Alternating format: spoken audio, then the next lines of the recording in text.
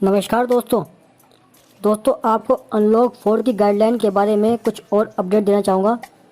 दोस्तों 7 सितंबर से metro rail services शुरू होंगी। 21 सितंबर से 100 लोगों की लिमिट के साथ राजनीतिक धार्मिक कार्यक्रम हो सकेंगे। स्कूल कॉलेज अभी बंद रहेंगे। कंटेनमेंट जोन में 30 सितंबर तक लॉकडाउन का सख्ती से पालन कराया जाएगा। किसी को भी देश में कहीं भी जाने के लिए अलग से अनुमति लेने की जरूरत नहीं पड़ेगी। अगर आपको सितंबर से शुरू होने जा रहे अनलॉक 4 का इंतजार था तो इसकी गाइडलाइन जारी हो गई हैं। 5 महीने के बाद 3 बड़ी रियायतें दी जा रही हैं। पहली बड़ी छूट यह है कि 7 सितंबर से मेट्रो सर्विसेज शुरू करने की इजाज़त दे दी गई है। इसके बारे में गाइडलाइन अलग से जारी होंगी। दूसरी बात बड़ी यह है कि हर तरह के गैदरिंग 21 सितंबर से शुरू हो सकेंगे, लेकिन 100 लोगों की लिमिट के साथ। और तीसरी बात यह है कि स्कूल कॉलेज बंद रहेंगे, लेकिन 9वीं से 12वीं के बच्चे टीचर से गाइडलाइन लेने के लिए अपनी इच्छा से स्कूल जा सकेंगे। गाइडलाइन के बारे में अब सिलसिलेवार तरीके से जानते हैं। नंबर 1, मेट्रो सर्विसेज 5 महीने बाद शुरुआत। जी हाँ दोस्तों, दिल्ली, कोलकाता, मुंबई और बेंगलोर जैसे शहर चाहते थे कि मेट्रो सर्विसेज शुरुआत हो। अनलॉक 4 के तहत राज्य सरकारें 7 सितंबर से इसकी शुरुआत कर सकेंगी। इसमें सफ़र कैसा होगा और किन बातों का ध्यान रखना होगा, इसके लिए शहरी विकास मंत्रालय अलग से स्टैंडर्ड ऑपरेटिंग प्रोसीजर SOP जारी करेगा। नंबर 2, 100 लोगों की लिमिट के साथ हर तरह के जमावड़ों की इजाज़त। जी हाँ दोस्तों, 22 मार्च को जब जनता कर्फ्यू लगा था, उसके पहले से ही देश भर में राज्य सरकारों ने धार्मिक, सांस्कृतिक, अकादमिक, खेल, मनोरंजन और राजनीतिक आयोजनों पर रोक लगा दी थी। अब इन्हें 21 सितंबर से दोबारा शुरू करने की इजाज़त दे दी गई है। इनके लिए ओपन एयर थिएटर्स भी 21 सितंबर से खोल दिए जाएंगे, लेकिन इस तरह के कार्यक्रमों के लिए कुछ शर्तें हैं।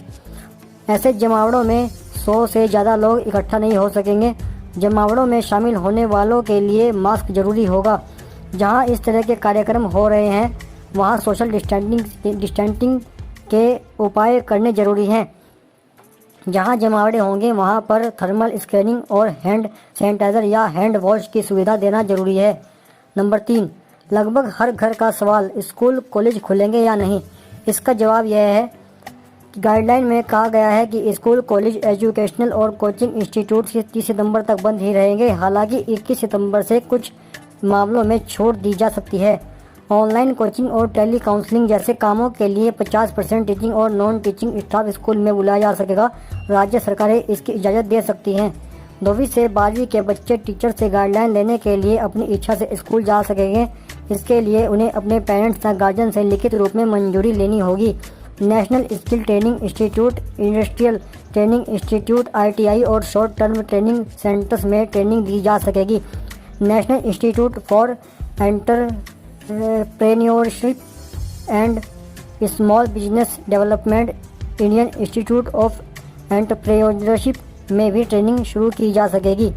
सिर्फ PhD कर रहे रिसर्च स्कॉलर्स के लिए हायर एजुकेशन इंस्टीट्यूट खुलेंगे।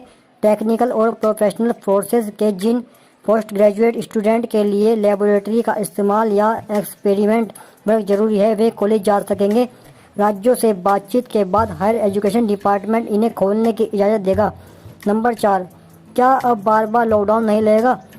केंद्र सरकार की गाइडलाइन से तो ऐसा ही इशारा मिल रहा है। इसमें कहा गया है राज्य सरकारें अब राज्य, जिला, सब डिवीज़न, शहर या गांव के स्तर पर कंटेनमेंट जोन से बाहर केंद्र सरकार से सलाह के लिए बिना लॉकडाउन नहीं लगा सकेंगी।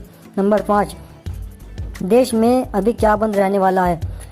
रेगुलर पैसेंजर ट्रेन सर्विसेज बंद रहेंगी। अभी सिर्फ चुनिंदा ट्रेनें चल रही हैं। इंटरनेशनल फ्लाइट्स बंद रहेंगी। अभी सिर्फ वंदे भारत मिशन के तहत उड़ानें चल रही हैं। मल्टीप्लेक्सेस बंद रहेंगे।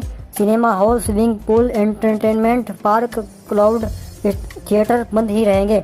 नंबर 6, वो बातें जो हर बार बताई जाती हैं। कंटेनमेंट जोन में 30 सितंबर तक लॉकडाउन का सख्ती से पालन कराया जाएगा। इंटर और इंट्रा स्टेट्स मूवमेंट पर कोई रोक नहीं होगी। किसी को भी देश में कहीं भी जाने के लिए अलग से अनुमति लेने की जरूरत नहीं पड़ेगी। सभी को सोशल डिस्टेंसिंग रखना जरूरी होगा। दुकानों पर ग्राहकों के बीच भी सोशल डिस्टेंसिंग रखना जरूरी है। 65 साल से ज़्यादा उम्र के लोगों, 10 साल से छोटे बच्चों, गर्भवती महिलाओं, अन्य घातक बीमारियों से जूझ रहे लोगों को जब तक जरूरी न हो बाहर नहीं निकलने की सलाह दी गई है। आरोग्य सेतु ऐप के इस्तेमाल को बढ़ावा देते रहें।